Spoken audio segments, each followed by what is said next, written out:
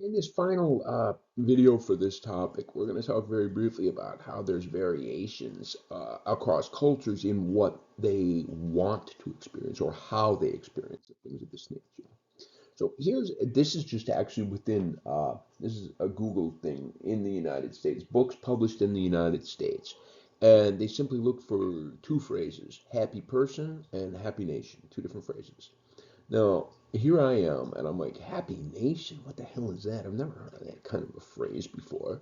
But apparently, if you go back to books back in the early 1800s, Happy Nation was a relatively common phrase that would be found in books. Hint, hint, interdependent ideas. Whereas happy person was a relatively uncommon occurrence in these early books. But you can see as we move across time that the phrase happy person has emerged, whereas happy nation has gone down. So this idea of the independent cultural context and the importance of the individual's happiness has risen over the years, whereas the opposite belief has decreased or declined. So here it is. Again, I grew up in the United States, so I'm kind of biased and I have these beliefs. And so here's, a portion of the U.S. Declaration of Independence. We hold these truths to be self-evident, that all men are created equal, that are endowed by their Creator within certain unalienable rights and privileges, life, liberty, and the pursuit of happiness. So the pursuit of happiness is embedded very deeply into an American cultural context.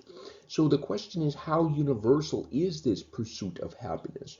What is it? And I mean, we find that a couple of cats back there. Rich parents often express that they want their children to be happy when they grow up. And I mean, all I want for you is to be happy. I mean, is this universal? Okay. So here is sort of a ranking of subjective well-being. And what you find is, and this is an old one, I'm not sure where this one comes from. Generally speaking, though, when they make this list, the number one, two, three, four nations are always Scandinavia. Okay. We can see on this list, Denmark is up there, Iceland is up there, there's Netherlands, which isn't quite Scandinavia. But more modern listings on this ranking have found that pretty much the people that are happiest are those that are literally living in socialistic nations, in nanny states. People say they're happy to be taxed at a very high rate as long as the government provides radical services. Who knew? But you find that clearly that the top ranking people countries here in subjective well-being or happiness are tend to be wealthy, tend to have respect for human rights, have income inequality, and those towards the bottom you're going to find much of the opposite. And so here is life satisfaction. That is how satisfied you are with your life, and the size of the circle represents, the number of people that live in that context. And you can see that as gross domestic product or income rises, people's life satisfaction scores, again, it's a tie-in or for happiness or something like that.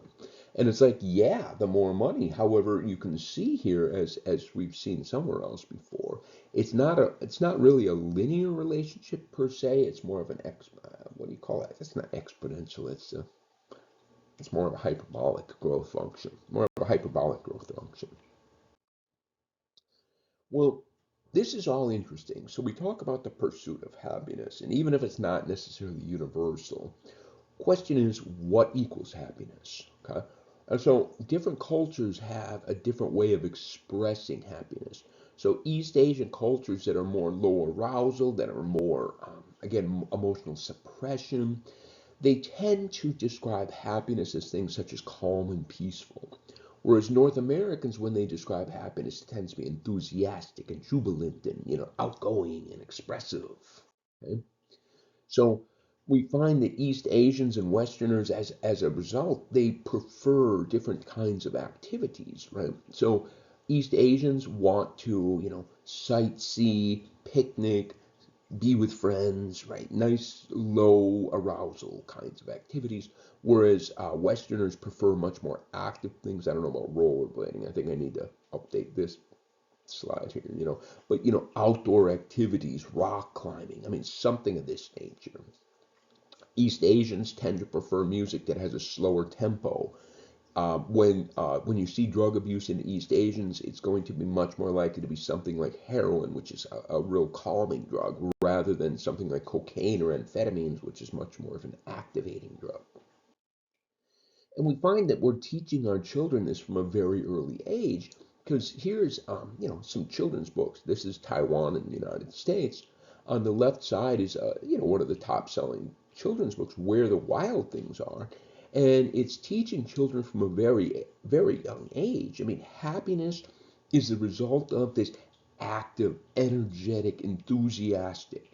Whereas, as you can see on the right side, I'm going to dare to try to pronounce the name of that book, but you can see that children are learning happiness comes from contented relationships. This idea that anyway, a completely different idea.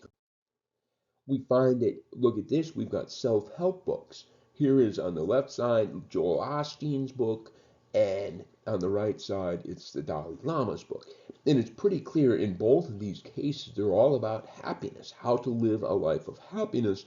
And you can see that the Western self-help books are much more activating, and the self-help books from the Dalai Lama is much more calming. Okay?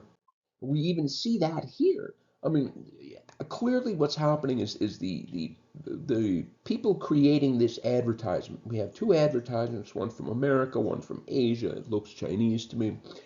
And it's pretty clear that, they're trying to sell a product, and they're trying to, like, if you buy my product, you will have a happier life. I mean, that is really what advertising's job is to convince you you'll be more happy if you have this product. And you can see on the left side, this advertiser has clearly said, this is, if you consume my product, look at what kind of experience you're going to have. And she's very actively happy, very outgoing, expressively happy. The woman on the right here is for Dove body lotion or something. And you can see that this Chinese advertisement is saying, look, if you buy our product, you'll feel calm, contented, and peaceful. So it's just quite a different way they're trying to even sell happiness to people. So it's quite clear that there's not only radically different levels of happiness around the world, but there's radically different levels of the importance of happiness and what does happiness mean.